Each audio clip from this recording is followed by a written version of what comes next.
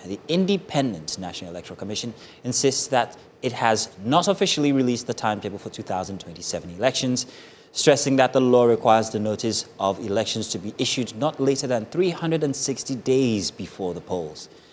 At the same time, the Commission says preparations are underway by the final release, but the final release is tied to ongoing amendments to the Electoral Act by the National Assembly.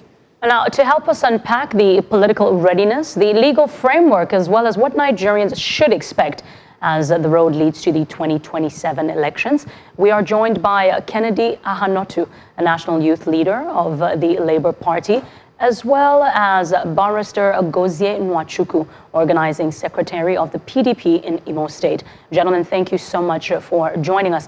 Kennedy, let's begin with you. Now, with less than 2 years of the elections, do you believe opposition parties are truly prepared to challenge the ruling establishment in 2027?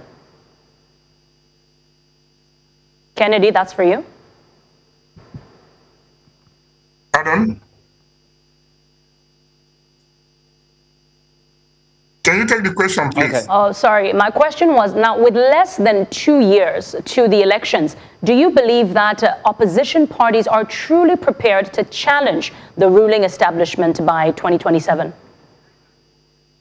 That question is so simple but difficult to answer, given the realities on ground.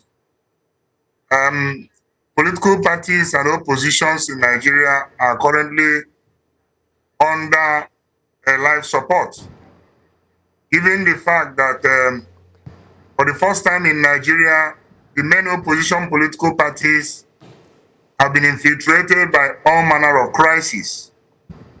And sometimes I think these are natural, but sometimes I think it's engineered, it's being manipulated by the political gladiators, the current political crop of politicians that we have, who doesn't believe in opposition. Because for me, it's clear that certain politicians in Nigeria don't believe in opposition. And looking at the recent passage of the Electoral Act, some of the political leaders in opposition, instead of taking time to do a research, to do a proper follow-up on the Electoral Act that is being promoted by the National Assembly, all their attention and interest were only on electronic transmission. Given the electronic transmission, if there is no primary by political parties, if there is no existence of political parties, how will the electronic transmission happen? Because for you to participate, you must be nominated by a political party. For you to participate and the result to be transmitted, a political party has to be on the ballot. But in a situation where a political party is not on the ballot, what else shall you do? Nothing. If you look at that Electoral Act, they were lazy, those political gladiators, to understand that there's an importation of membership register, which you must submit to INEC, that is bearing name, bearing pictures, bearing all manner of informations that will make up the membership registration. And this is just within the window of 1 month to do that, because the primary election is expected to start on 23rd of next month and end on 30th of May. So how many political parties that are in opposition, underfunded, not funded, that will have the capacity to start up this membership registration and meet up with the demands of INEC? Now, a political party is like a non-governmental organization, only their membership dues of possibly 100 naira or 200. Now, look at the penalties that are being positioned for political parties to pay if they default in any of these things that have been written in the new Electoral Act. You see that this is an agenda to bring Nigeria to one-party system. But I will not conclude yet. Let's continue to monitor things as it goes. Recently, IPAC, Inter-Party Advisory Committee, have rejected the position of that Electoral Act and have rejected the position of INEC and have asked that that Electoral Act be reviewed. So, given certain foundations that I've made, I don't think opposition is truly ready, especially for this 2027 election, truth be told, given the realities in the recently passed Electoral Act. All right, so Mr. Ahanotu, what you're saying is that the reform and INEC itself is positioned in a way that does not help the opposition, because it's kind of like weeding out especially those modest parties that can't afford all of these penalties that it's putting forward with all the reforms that it's making. Now, I get that, and that's pointing at the INEC, whether they're doing their jobs right or not. But what about the individual parties themselves, like the LP, which you serve, or the PDP for Mr. Nwachukwu here? So, Mr. Nwachukwu, let me ask you about this. If INEC, and if we say INEC is ready, we'll come back to asking that question. Are the parties themselves ready with all the internal wranglings that's going on? It doesn't give the voter confidence that this party is ready for 2027, especially for the PDP. What's your take on this? Well, I would like to point out that I was organizing secretary of the party in 2024. I'm no longer an organizing secretary at the moment. Okay. Then, secondly, the truth of the matter is that most of the political parties, just like the youth leader talked about, they have been most of the parties in opposition, the key ones, like those that participated and had strong showings in the last election in 2023, like the PDP and the Labour Party, have been engulfed by internal wranglings that has led to court cases and all that. Most of these things were self-inflicted. They were self-inflicted, you know, because those who are doing these battles in court were all together in that party. Nobody who went to court in any of these parties, most of the people who went to court have been in these parties all the while. And most of the mistakes and the errors that have occurred were self-inflicted. And it's just like the PDP. The PDP now is a shadow of itself. The PDP cannot say that they are ready for any election, because the truth of the matter is that what exists now, what the Federal High Court in Ibadan has recognized, so to say. First of all, we even have two judgments, one from an Oyo High Court, one from an Oyo Federal High Court. The one in the Oyo High Court says the Saminu Turaki ESCO that were elected at Ibadan are the rightful executives to run the affairs of the party at the national level. The Federal High Court, I hear, recognizes the other faction of some guy like that who was the zonal chairman from the North Central Zone as the ESCO that should run the party, and that one is a caretaker committee. This caretaker committee, nobody in that party up to date knows who formed it or how it was formed, but a court has recognized it. The other courts also in Abuja, Federal High Courts Abuja, have also voided that particular national convention that took place in Ibadan. So the truth of the matter is that the PDP is in a state of comatose. So the PDP is not ready for any election. They can't do any proper election now. The Labour Party also has those kind of issues. They are still in court. The truth of the matter is that the major opposition parties in Nigeria cannot at the moment challenge the ruling party in any electoral process, because the election is the the things I Ahanotu talked about. Barrister Nwachukwu, my apologies for butting in, but we have very little time here, so I have to get you to get to the answers real quick. But let me ask you this question now: with the 360 days that's required for notice by INEC for elections, we've passed 360. And that's what the amendments, or one of the factors the amendment is trying to also consider as well, to make it 300 days. That shortens the notice period. Now, if you paint a grim picture that the PDP is in a state of comatose, what implications further are there for all the political parties where this date, this period, 300 days, has been shortened to 300 days? Are there any implications for the parties when it comes to preparation, or INEC itself? Barrister Nwachukwu, that's for you. Yes, there are implications because these things are legal time. Yeah, there are implications because these are legal timelines. If a situation occurs, because I was surprised when INEC came out to say that they have not officially released the date, so that further, puts the whole some form of uncertainty in the whole process. And when there's uncertainty, people can't prepare because people need these timelines to be able to prepare properly. That's one. So those things are legal time, and when you fail them, those things can also lead to litigations. So I think that I don't know what INEC is thinking with now with those dates and times, because where it is now, INEC may need to go back to the National Assembly for some form of amendment for them to come within the confines of that timeline. And when will that amendment come?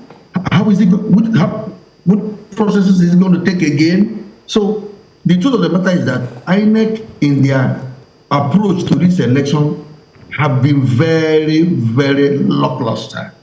Very lackluster. They've not been proactive. They are behaving as if elections started with Amukwitan, that elections have not been held all these years. So INEC is making it difficult for political parties to even plan for this election. With all this, they are flip-flopping in terms of the release of the timetable. All right. Kennedy, I'll come to you. There have been legal battles over who legitimately leads the party. How does this uncertainty impact party structure and confidence among the members? This is referring to the LP now. Like I said, it's quite unfortunate what is happening in Labour Party. And I will also point my fingers at INEC. Now, look at the beautiful Electoral Act that is being passed by the National Assembly. They have carried all the power of even political parties that made political parties' decisions supreme. They have carried all the power and given to INEC. That means that you can elect a governor today and he will write a direct letter to INEC and decide who will be the chairman or the leader of the party. Before now, it is not so. Political parties are supreme, and whatever decision they make is binding for them. For the case of Labour Party, few persons from the National Assembly during the time of the former INEC chairman, through the legislative oversight of the National Assembly chairman on electoral matters, went to meet Mahmoud and told Mahmoud this is the leader of the party. This is who they want to become the chairman of the party. And Mahmoud started listening to them. INEC is not supposed to be listening to individuals. INEC is supposed to be listening to political parties. INEC is supposed to communicate with political parties. And when a political party does something that is not in compliance with their regulations and guidelines, INEC is supposed to write officially to that political party to ask them to either redo it or to cancel it or possibly find a way to reconcile. But what we have in Nigeria today is that an individual elected by a political party can just walk to INEC and now begin to parley with INEC, lobby INEC, and begin to do this with INEC. For example, in the Labour Party constitution, there is nothing like caretaker committee. And in the Labour Party constitution, you cannot have a substantive NEC meeting without the 36 state chairmen and secretaries of the party. So I don't know how Nenadi came about. A governor called a town hall meeting in Umuahia and said that he is dissolving the national NWC, dissolving NEC, dissolving the state executive, dissolving the local government executive, dissolving the ward executive via an administrative fiat. Where on earth has that ever happened? And recently, a court, which Supreme Court have given authorities, plenary of authority, that the court does not have jurisdiction to judge, to invade, or to decide on the leadership of any political party. A high court, a lower court in Nigeria, 21 day of January, declared somebody a leader of the party. That is where the Labour Party is. And I'm telling them that if any political contestant ventures do primary with that declaration, they will fail. So you see, there is a calculated agenda to make sure that oppositions does not produce candidates, eligible candidates for the 2027 election. And it's unfortunate that political parties in Nigeria will produce members that will not be loyal to the party, that will not obey the party constitution. That is where our democracy is today. So it's unfortunate. Well, Mr. Ahanotu, it's one thing to say that INEC is the reason why these parties find themselves in these situations, but internally, when you look at it, there are legal constitutions that are breached by the parties or individuals inside of the parties themselves, like in the Labour Party instance. But let's leave the Labour Party and parties themselves and their preparedness, but let's talk about INEC now specifically as we look at 2027 coming, as we've crossed that 360 days already. What people should expect from INEC is final passage of the Electoral Amendment Bill, release of the official INEC timetable, voters registration or revalidation exercise, party primaries. There's a lot more. Election security planning. I'm wondering whether we are seeing all of this. So the question now is, what should the electorate, what should the people be looking at INEC, or rather, what should the people be looking to see from INEC as we approach the election days to justify that they are actually in preparation? For me, we are not expecting much from INEC, given their record and given their antecedents. What are we expecting from an electoral umpire?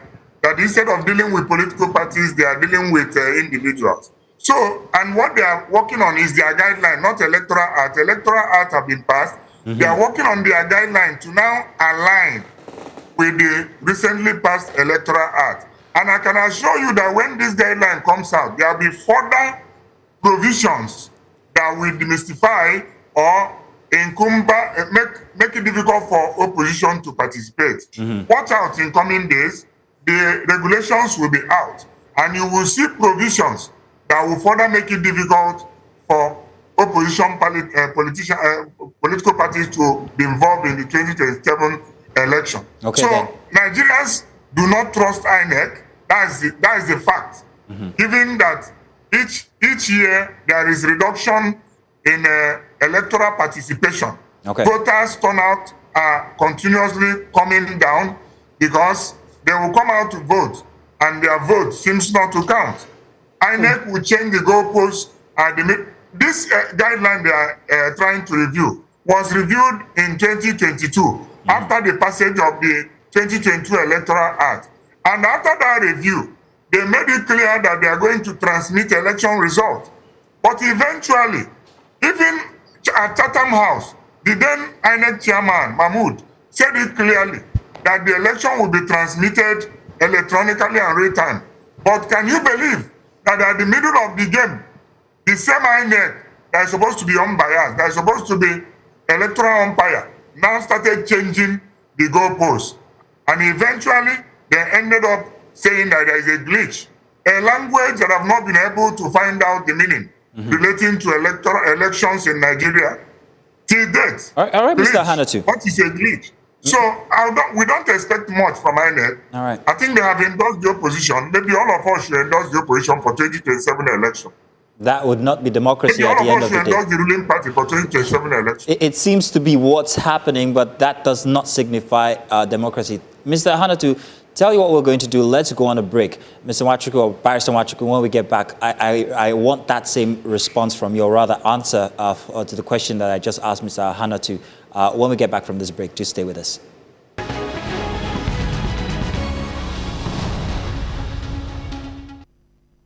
Welcome back. We still have our guests here as we talk about preparedness for 2027 when it comes to INEC and the political parties, what hurdles they have to pass, and what legal implications might be as we look forward to the release of the timetable for 2027 presidential elections. We still have with us Mr. Ahanotu and Barrister Gozie Nwachukwu, and Mr. Kennedy Ahanotu, who have been speaking with us since the start of the hour. Barrister Nwachukwu, I asked Mr. Ahanotu earlier regarding the preparedness of INEC for the 2027 elections. I want to ask you the same question, but let's take a look at the road ahead. What are the citizens, or what are Nigerians supposed to be looking for? What signs are they supposed to be looking for regarding preparedness of INEC when it comes to security and especially logistics?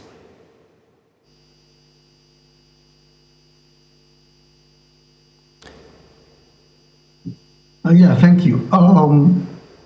The truth of the matter is that the most important expectation of Nigerians from INEC is a release, an official release of the timetable for this election. Without a timetable that will enable citizens know what is expected of INEC and what are the timelines, what are the times when things should happen, like the continued voter registration and all that. Without that timetable, the electoral process is filled with an air of uncertainty. Until that happens, it is going to affect the confidence and the participation enthusiasm of citizens. So INEC should please release this timetable officially, deal with that matter first.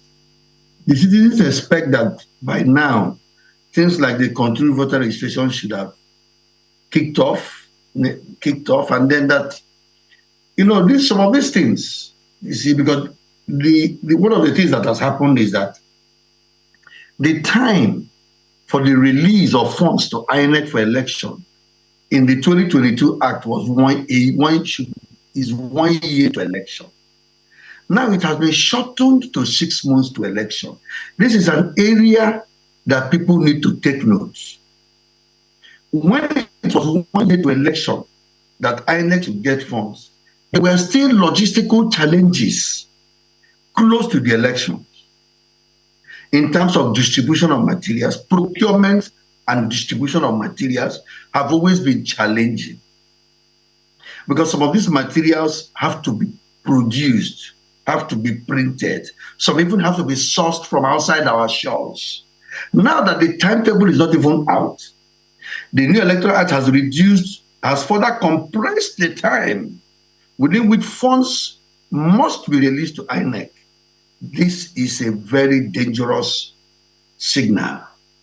That reduction of the timeline when money should get to INEC shouldn't have been tampered with at all, because without funding, logistics is going to be very challenging.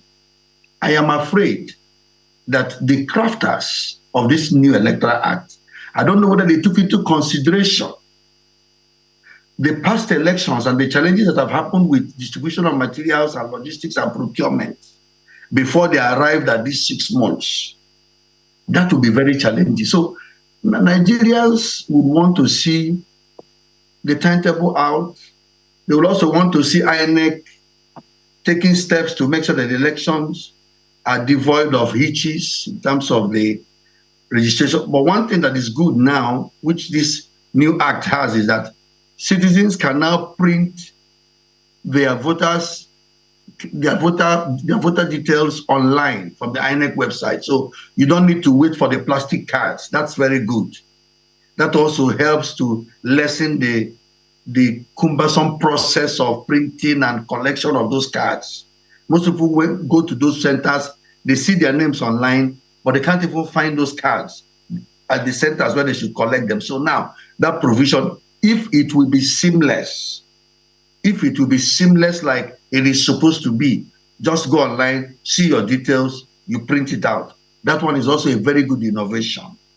But until that timetable is released, and a lot is still ominous.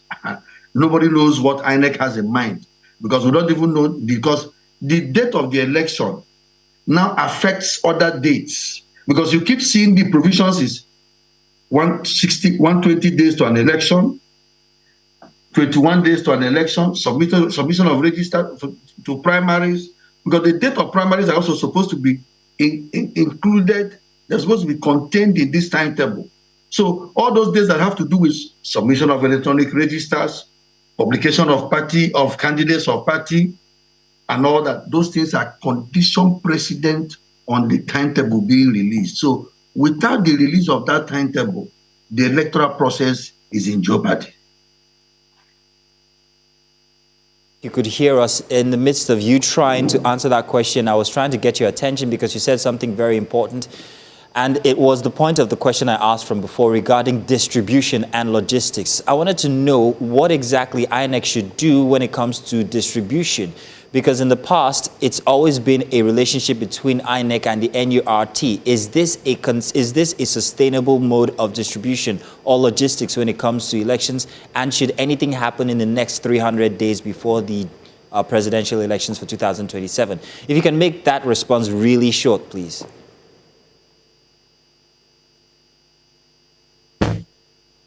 Yes, logistics movement of this distribution of these materials has always been a challenge.